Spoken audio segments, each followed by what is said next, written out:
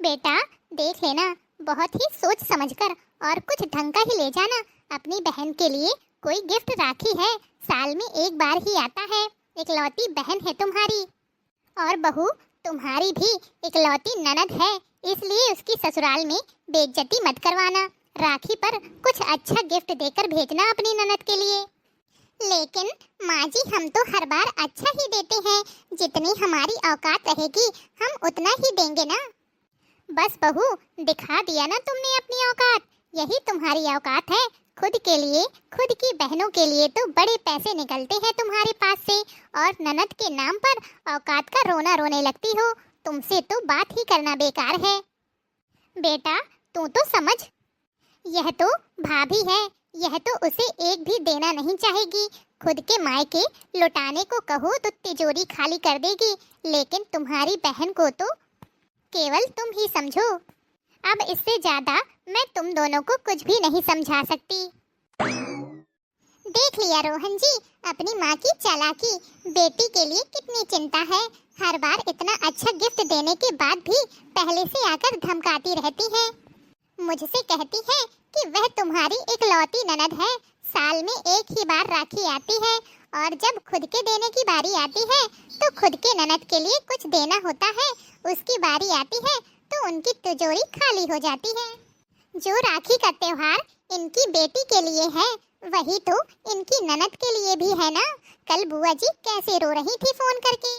राधा, बात तो तुम सही कह रही हो। बुआ जी का रोना तो मुझसे भी बर्दाश्त नहीं हो रहा था। कितनी सीधी हैं बेचारी, कितना मानती हैं सबको, लेकिन माँ को कौन समझाए कि उन्हें ना छोड़ें। देखो बुआ जी तो आपकी भी है ना, आपसे अपना दुख सुख कहती है ना, माँ की तरह प्यार करती हैं। कुछ सोच कर ही आपको बोली है ना, तो आप माँ जी को समझा ही सकते हो। वो आपकी माँ है, मैं कहूँगी तो उन्हें बुरा लगेगा, लेकिन आपके समझाने से शायद वो समझ जाएं। जब बुआ जी रो रही थी तो मुझे भी बहुत बुरा लग रहा था। कह रही थी कि मेरा भाई होते हुए भी मैं कभी उसे राखी नहीं बांध पाती, और जब आने के लिए बोलती है तो माँ जी हजार बहाने बनाने लगती हैं कि पापा जी को कहीं जाना है। मम्मी जी सोचती हैं कि बुआ जी केवल लालच की वजह से राखी बांधने को कहती हैं, इसलिए वो पापा जी को बुआ जी के घर नहीं जाने देती। मुझसे तो बुआ जी का रोना बिल्कुल भी नहीं देखा जा रहा था। अरे लालच के उद्देश्य से थोड़ा ना बहने राखी बांधती हैं अपने भाई को। मैं माँ को समझाने की कोशिश करूँगा। हाँ, अगर मैं कहूँगी तो माँ जी को यही लगेगा कि बुआ जी मुझे भड़का रही हैं, मुझे बिगाड़ रही हैं। मेरी शादी हो चुकी है तो मैं जानती हूँ कि मायके का मोह मरते दम तक खत्म नहीं होता है। चाहे मायके से प्यार मान सम्मान मिले या न मिले, लेकिन हम लड़कियों का बुढ़ापे तक मायके का मोह खत्म नहीं होता है। बुआ जी आप चिंता मत कीजिए, ये माँ जी को समझा लेंगे। बहू, भाभी तो खुद हरदम मायके जाती रहती हैं, लेकिन हमारे बारे में एक बार भी नहीं सोचती, इसलिए तो मैं मायके आना भी धीरे धीरे कम करती जा रही हूँ। बुआ जी आप चिंता मत करिए, इस बार पापा जी जरूर आएंगे आपके पास राखी बंधवाने। आप बस अपने भैया की राखी की तैयारी करिए। नहीं नहीं बहू, तुम भाभी से कुछ मत कहना, चिढ़ जाएंगी खामखा, तुम्हारे ऊपर भी और मेरे ऊपर भी।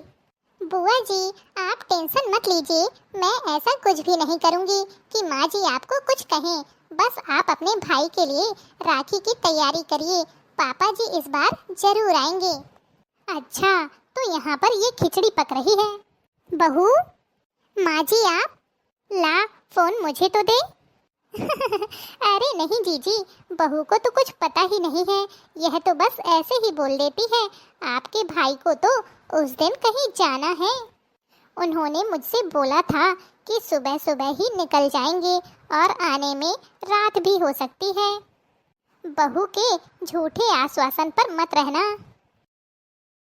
बहू अभी मैं जिंदा हूँ, ठीक है, मेरे रहते तो अपना मालिकाना तो चलाने की कोशिश मत करो। मैं पागल नहीं हूँ घर में, मुझे भी सब पता है कि किससे क्या कहना है क्या नहीं कहना है। मेरी ननद है, मैं समझ लूँगी, तुम अपनी ननद पर ध्यान दो। और वैसे भी बुढ़ापे तक कौन देखता है भाई ननद को। राखी है, त्योहार है, अरे यह नए नए बच्चों का होता है। राखी का त्योहार बुढ़े बुढ़ियों का नहीं है। उम्र के साथ साथ कुछ अपने आप में भी बदलाव लाना चाहिए। अब वह 100 साल तक जिएगी तो 100 साल तक राखी बंधवाने कौन जाएगा। और वैसे भी मैं भी बेटी को देखूं कि जिंदगी भर ननद को लेकर ही चलती रहूंगी। तीज है, त्योहार है, राखी है, हर चीज पर बुलाते रहो, देते रहो। इतनी कमाई नहीं है मेरी। आइंदा से उनका फोन आएगा तो मुझे दे देना। तुम लोगों को बात करने की जरूरत भी नहीं है। अब मैं क्या करूं? मुझे बुआ जी के लिए बुरा भी लग रहा है और माँ जी से डर भी लग रहा है। माँ जी तो सुनने को तैयार ही नहीं है। हाँ? अरे बेटा, तू बैठा क्यों है? पता नहीं है आज राखी है? जा जल्दी जा, तेरी बहन इंतजार कर रही होगी बिना कुछ खाए पिए। बेटा, यह क्या तरीका है? तेरा नाटक अब बढ़ता ही जा रहा है। जा जल्दी, सुबह से कितने फोन आ चुके हैं उसके, तुम्हें पता है। और वैसे भी गिफ्ट तो तुम दोनों ने दिखाया ही नहीं जो अपनी बहन के लिए लाए हो। दिखाओ जरा, मैं भी तो देखूं क्या लाए हो। अभी दिखाता हूँ माँ। राधा, राधा, कल मैं जो गुड़िया के लिए गिफ्ट लाया था ना, माँ को भी दिखा दो। जरूर कोई तगड़ा गिफ्ट आया होगा। ये लीजिए माँ जी। यह क्या लाया है? माँ, इसमें साड़ी है। यह 300-400 की साड़ी तू मेरी बेटी को देगा राखी पर? तुझे जरा भी शर्म नहीं आ रही है? तुझे मैंने समझाया था ना कि उसके ससुराल में कोई ढंग का गिफ्ट ले जाना। एक ही तो बहन है तुम्हारी और साल में एक बार राखी आती है, तुम ये लुगड़ी पकड़ाओगे उसको? माँ, इससे ज्यादा मुझसे नहीं होगा, मेरे पास और भी खर्च है। बेटा, ऐसा भी कौन सा खर्च बढ़ गया है तुम्हारा जो तुम अपनी बहन को एक ढंग का गिफ्ट नहीं दे सकते? अरे इससे अच्छा तो तुम उसे रुपए ही पकड़ा देते। माँ जी, आपने ही कहा था ना कि ननद के चक्कर में हम अपनी बेटी को अनदेखा नहीं कर सकते। तो मेरी भी तो 7 महीने की बेटी है। उसके भविष्य के लिए अगर हम जोड़कर नहीं रखेंगे तो कल को उसकी पढ़ाई लिखाई, शादी, दान दहेज की व्यवस्था कहाँ से करेंगे? आपके सिखाने पर ही तो मुझे समझ में आया है कि बेटी के लिए बचा के रखना बहुत जरूरी है। और वैसे भी ननद का हमने जिंदगी भर के लिए ठेका थोड़ा ना ले लिया है। अगर वह 100 साल तक जिएंगी तो 100 साल तक क्या हम उनको गिफ्ट देते रहेंगे? भाई, हमारी औकात नहीं है इतनी। अगर उनको यह साड़ी पसंद है तो आपके बेटे अभी चले जाएंगे, नहीं है पसंद तो नहीं जाएंगे, बात खत्म। उनको बोल दीजिए राखी भेज देंगी। क्यों रोहन जी? माँ, आपकी बहू ने बिल्कुल सही कहा है। हमारी भी बेटी है, हम भी अपनी बेटी के बारे में सोचेंगे। कब तक ऐसे बहन के ऊपर पैसे उड़ाते रहेंगे? बहुत हो गई राखी। अच्छा, अब मुझे समझ में आ रहा है। मेरी बिल्ली मुझी पे म्याऊं। हेलो माँ, भैया को आने में और कितना समय लगेगा? बेटा, अब मैं तुझे कैसे बताऊं यहाँ क्या कहानी चल रही है। क्या हुआ माँ, कुछ तो बोलो। अरे बेटा, तू परेशान मत हो, शाम तक तेरा भाई आ ही जाएगा। ऐसा पहली बार हुआ है माँ कि भाई को आने में इतनी देरी हुई। बेटा, मैं समझ गई हूँ तू वहाँ क्यों नहीं जा रहा है। अभी कुछ दिन पहले मैंने जो तुम्हारी बुआ के लिए बोला था वही बोली तुम दोनों बोल रहे हो ना मेरी बेटी के लिए। बेटा, शायद गलती मेरी ही है, लेकिन मैं समझ नहीं पा रही थी क्योंकि तब बात मेरी ननद की थी। अब बात मेरी बेटी पर आई है, तब जाकर मुझे एहसास हो रहा है कि मायका क्या होता है, त्योहार क्या होते हैं और राखी क्या होती है। देख बेटा, तुम अपनी बहन के यहाँ चले जाओ। बेचारी बड़ी आस लगाए बैठी है, तेरा इंतजार कर रही है, बार बार मुझे फोन कर रही है। और मैं अभी के अभी तेरे पापा को तेरी बुआ के यहाँ भेजती हूँ, वह भी अच्छी महंगी साड़ी देकर। देख, तेरे सामने निकालती हूँ।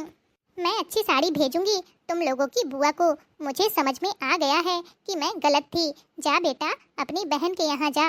अब मैं तेरे पापा को भी भेजती हूँ उनकी बहन के घर। अब जाकर माँ जी को समझ में आया है। अब जाकर माँ जी को समझ में आया है। अच्छा हुआ वक्त रहते उनको समझ में आ गया, क्योंकि मैंने बुआ जी से वादा किया था कि पापा जी राखी पर जरूर आएंगे। अब जाकर मेरा वादा पूरा होगा। आखिर मायका तो मायका होता है और मायके का मोह तो मरते दम तक भी खत्म नहीं होता। क्यों दोस्तों, सही कहा ना? उम्मीद है आपको आज की यह स्टोरी अच्छी लगी होगी। अगर अच्छी लगी हो तो वीडियो को लाइक, और अगर आपने अभी तक चैनल को सब्सक्राइब नहीं किया है तो हमारे चैनल बांदा स्टार कॉमेडी को सब्सक्राइब जरूर कर लें, जिससे रोजाना आपको इसी तरह के मनोरंजन भरे वीडियो देखने को मिलते रहें। तो चलिए फिर जल्दी ही मिलेंगे आपसे एक नए वीडियो के साथ। तब तक के लिए खुश रहिए, अपना ख्याल रखिए और दूसरों को प्यार बांटिए। Tata, bye bye.